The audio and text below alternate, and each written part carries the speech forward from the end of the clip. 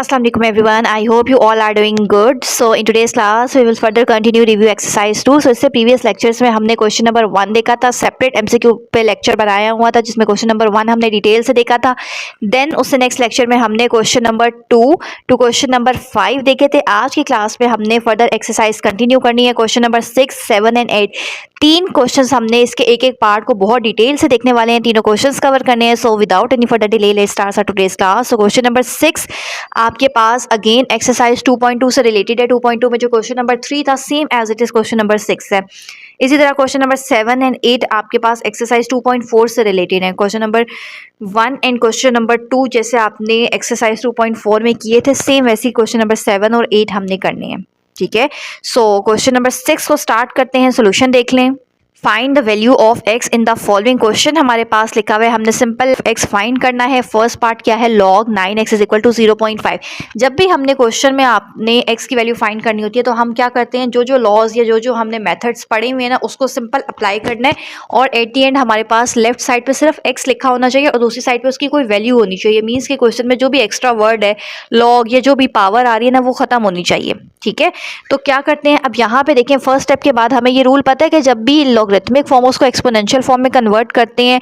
इसी के लिए अभी हमने क्वेश्चन नंबर 5 किया था इसे लास्ट लेक्चर में, इसी रिव्यू एक्सरसाइज 2 का. ठीक है. वो कैसे कन्वर्ट करते हैं, जो भी बेस है उसको नंबर बना के लिख लेते हैं. इस साइड पे जो नंबर है वो पावर बन जाता है और जो नंबर है वो दूसरी साइड पे आ जाता है.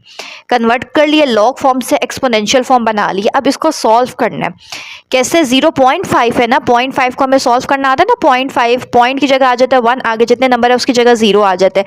तो फिर क्या बन गया आपके पास 5/10. ठीक है.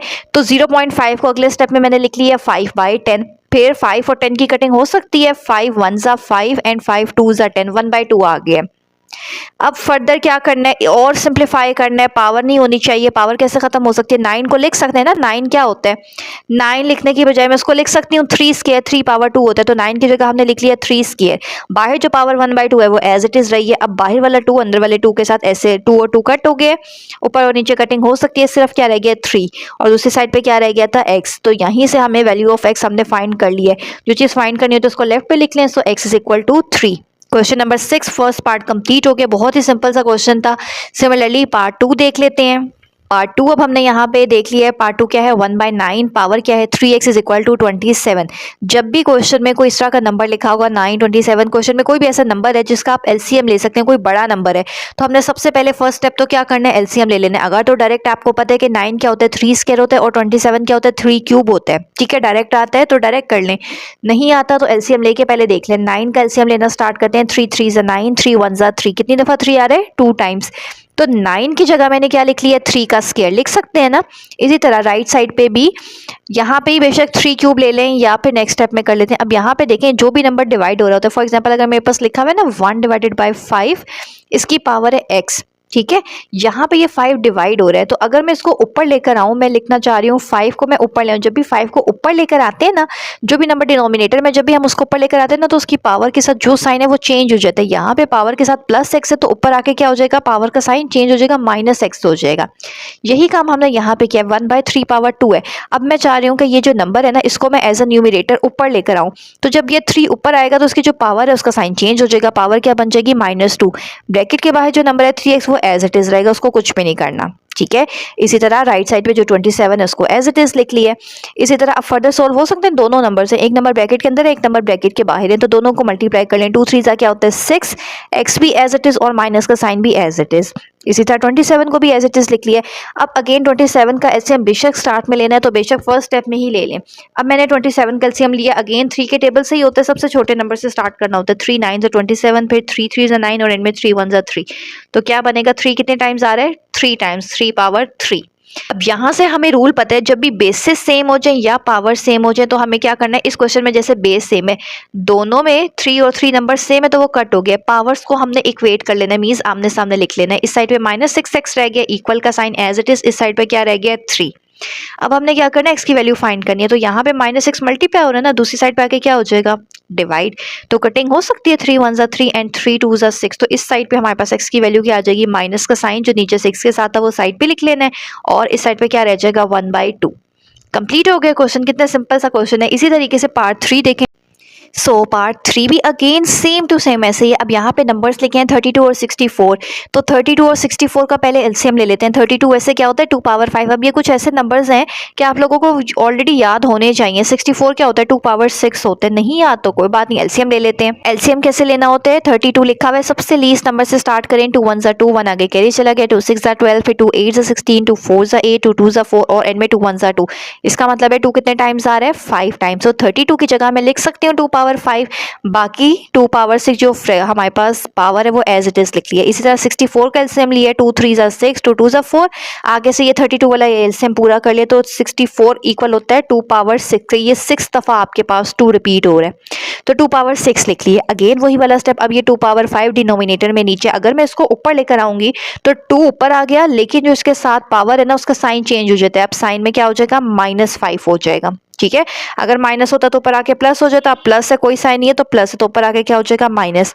फिर हमें पता है दोनों नंबर सेम है, एक नंबर ब्रैकेट के बाहर है एक नंबर ब्रैकेट के अंदर है, तो 2 5 सा क्या हो जाता है 10x। अगेन दोनों की बेस सेम है, 2 और 2 सेम है तो -10x किसके इक्वल होगा 6 के इक्वल होगा। 10 मल्टीप्लाई हो रहा है, दूसरी साइड पे आके क्या हो जाएगा डिवाइड। तो कटिंग हो सकती है 2 3 6 और 2 5 10, 3 और 5 के आगे कटिंग नहीं हो सकती, तो वही आपके पास फाइनल आंसर आ जाता है, ठीक है।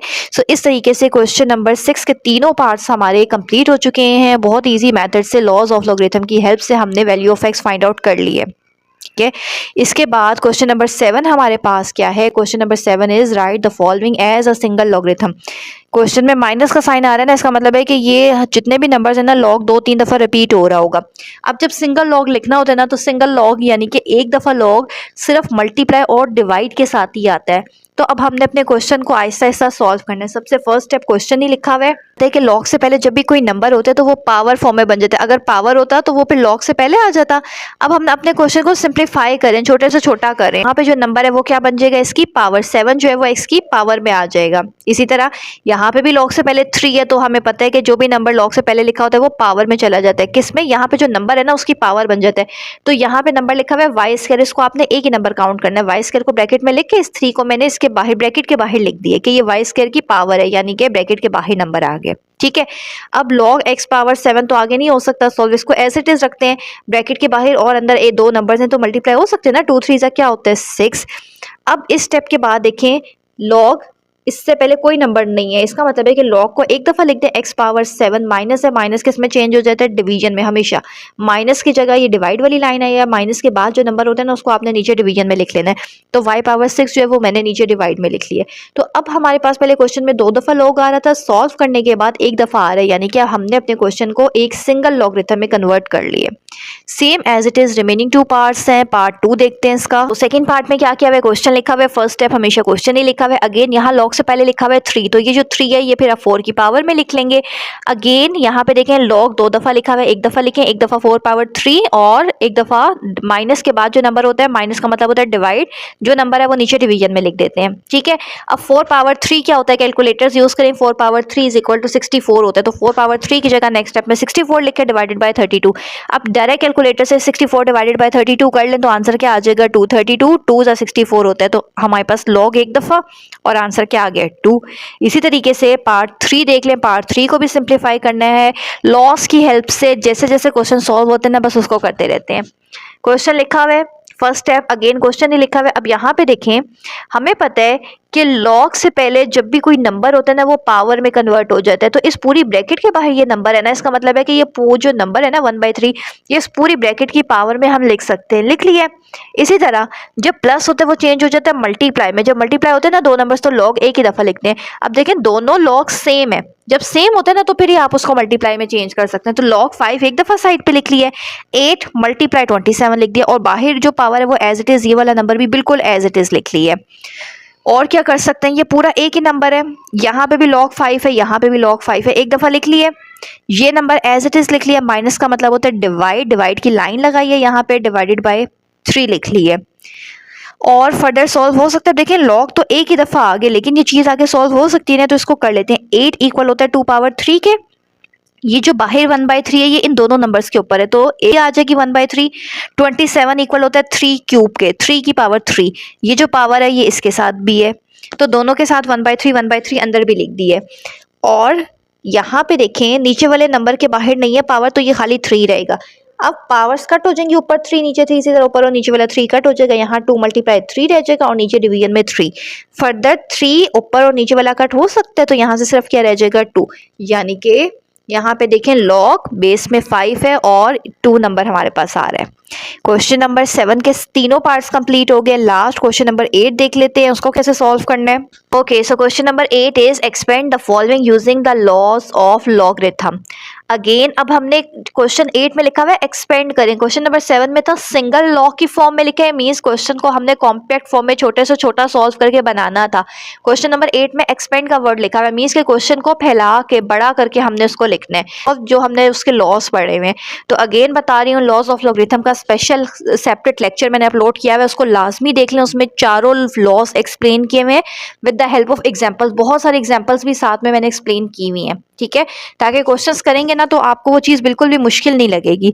फर्स्ट पार्ट क्वेश्चन हमने एज इट इज लिख लिया है।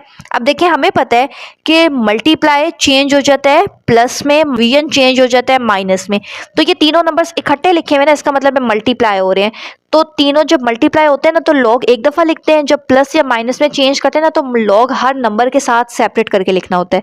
लॉग एक्स लिखें, मल्टीप्लाई हो रहा है ना तीनों, तो मल्टीप्लाई चेंज हो जाएगा प्लस में, फिर लॉग वाई लिखें, मल्टीप्लाई हो रहा है आगे, फिर प्लस, फिर लॉग जी एक्स लिख लिया। आगे एक स्टेप और हो सकते हैं, लॉग एक्स और लॉग वाई तो ऐसे ही रहेगा। यहाँ पे देखें जो नंबर पावर में होता है वो लॉग से पहले आ जाता है, तो हमने लिख लिया है, बस इतना सा क्वेश्चन था, सॉल्व हो गया। इसी तरह पार्ट 2 देखें, पार्ट 2 को भी ऐसे ही हमने सॉल्व करना है। फर्स्ट स्टेप तो क्वेश्चन है लॉग विद बेस 3, नंबर क्या है m पावर 5 n पावर 3, अब यहाँ 6 है तो उसकी वैल्यू क्या बन जाएगी 1/6। याद रखना है सिंपल स्क्वायर की वैल्यू 1/2 होती है, स्क्वायर के बाहर अगर कोई नंबर है तो फिर वो वैल्यू क्या बन जाती है 1/3, तो बाहर 6 है तो इसकी वैल्यू क्या बनेगी 1/6। जब भी किसी नंबर के ऊपर पावर होता है तो पावर लॉ हमें ये बताता है, जो थर्ड लॉ होता है वो ये बताता है कि वो जो नंबर है वो लॉग से पहले आ जाएगा। 1/6 मैंने लॉग से पहले लिख लिया है। और क्या हो सकता है, यहाँ पे m पावर 5 और n पावर 3 ये दो नंबर्स हैं, दोनों मल्टीप्लाई हो रहे हैं, इकट्ठे लिखे हुए मल्टीप्लाई हो रहे हैं। इसका मतलब है log 3 इस नंबर के साथ भी लिखना है, log 3 इस नंबर के साथ भी लिखना है, मल्टीप्लाई हो रहा है तो उसकी जगह क्या आ जाएगा प्लस। लास्ट स्टेप क्या हो सकता है, जो भी पावर है वो हमारे पास लॉग से पहले आ जाती है, तो 5 को हम क्या कर सकते हैं लॉग से पहले लिख लें, इसी तरह 3 लिखा हुआ है इसको भी लॉग से पहले लिखने। फर्दर सॉल्व नहीं हो सकता तो ये क्वेश्चन यहीं पे कंप्लीट हो जाता है। नेक्स्ट लास्ट पार्ट 3 देख लेते हैं इसका। सो लास्ट पार्ट 3 क्या लिखा हुआ है, लॉग स्क्वायर रूट में क्या लिखा हुआ है 8x पावर 3। अभी एक्सप्लेन किया स्क्वायर रूट की सिंपल वैल्यू क्या होती है 1/2, तो स्क्वायर रूट की जगह मैंने सिंपल लिख लिया 1/2। जब भी पावर होती है तो पावर लॉ हमें ये बताता है कि वो नंबर लॉग से पहले आ जाएगा। 1/2 को मैंने लॉग से पहले लिख लिया है। फिर 8 और x³ ये दो नंबर हैं, मल्टीप्लाई हो रहे हैं तो एक दफ़ा लॉग के साथ 8 लिखना है, प्लस मल्टीप्लाई चेंज हो जाता है प्लस में, और लॉग के साथ x³ लिख लेना है। फिर फर्दर देखें 8 को हम लिख सकते हैं ना, 8 का जब आप एलसीएम लेंगे ना तो 2 4 ज़ा 8, 2 2 ज़ा 4 और 2 1 ज़ा 2। 8 को हम लिख सकते हैं 2 पावर 3, तो 8 की जगह मैंने लिख लिया 2 पावर 3 ये वाला नंबर एज इट इज़। अब पावर लॉ की हेल्प से अगेन जब भी पावर आएगी तो उस नंबर को लॉग से पहले लिख लें, यहाँ पे भी पावर है तो वो नंबर लॉग से पहले आ जाएगा। और क्या कर सकते हैं, इस पूरी ब्रैकेट के बाहर 2 लिखा हुआ है, इसका मतलब है कि 2 जो है वो अंदर वाले दोनों नंबर्स के साथ डिवाइड हो रहा है, तो नंबर के नीचे ही आपने इस 2 को लिखना है 3 डिवाइडेड बाई 2। ये जो 2 है ना ये इस पूरे नंबर के साथ डिवाइड हो रहा है, लेकिन log 2 तो एक नंबर है ना, log 2 के साथ नहीं लिखना, नंबर के साथ नंबर को डिवाइड करना, मींस 3 डिवाइडेड बाई 2 log 2 आगे एज इट इज, फिर यहाँ पे भी 3 divided by 2 log x as it is. Again last step देख लें, 3 और 3 दोनों में सेम है, 2 और 2 भी सेम है, तो 3/2 पूरे को हमने 3/2 दोनों में सेम आ रहा था तो उसको हमने एक दफ़ा कॉमन ले लिया और अंदर ब्रैकेट में क्या रह गया था log 2 प्लस log x। और अगर इसी स्टेप में करना है, ऑलरेडी 3 और 3 यहीं से बाहर कॉमन ले लें तो आपके पास यहाँ से भी 3/2 और अंदर ब्रैकेट में log 2 प्लस log x बन जाएगा। तो एक ही बात है, बेशक पहले अंदर एक दफ़ा मल्टीप्लाई कर लें फिर दोनों नंबर्स को कॉमन ले लें, या यहीं से ही 3 कॉमन ले लें तो आपके पास आंसर आ जाएगा। फर्दर सॉल्व नहीं हो सकता और कोई लॉ अप्लाई नहीं हो सकता, इसका मतलब है कि ये क्वेश्चन यहीं पे एंड हो गया। ठीक है, सो आज की क्लास में हमने क्वेश्चन नंबर 6, 7 एंड 8 बहुत डिटेल के साथ किया, एक एक पार्ट मैंने आपको बहुत डिटेल के साथ एक्सप्लेन कर दिया है। आई होप आप लोगों को क्लियर हो चुका होगा, स्टिल कोई कंफ्यूजन है तो आप लोग पूछ सकते हैं। प्लस एक्सरसाइज 2.1 टू 2.4 भी सारे लेक्चर्स अपलोड किए हुए हैं, वीडियो के एंड में भी मैं अटैच कर दूंगी, ध्यान से सुन लें ताकि चैप्टर नंबर 2 आपका बहुत अच्छे से प्रिपेयर हो जाए। So I hope you find this lecture informative, so do subscribe this channel and don't forget to like, share and subscribe.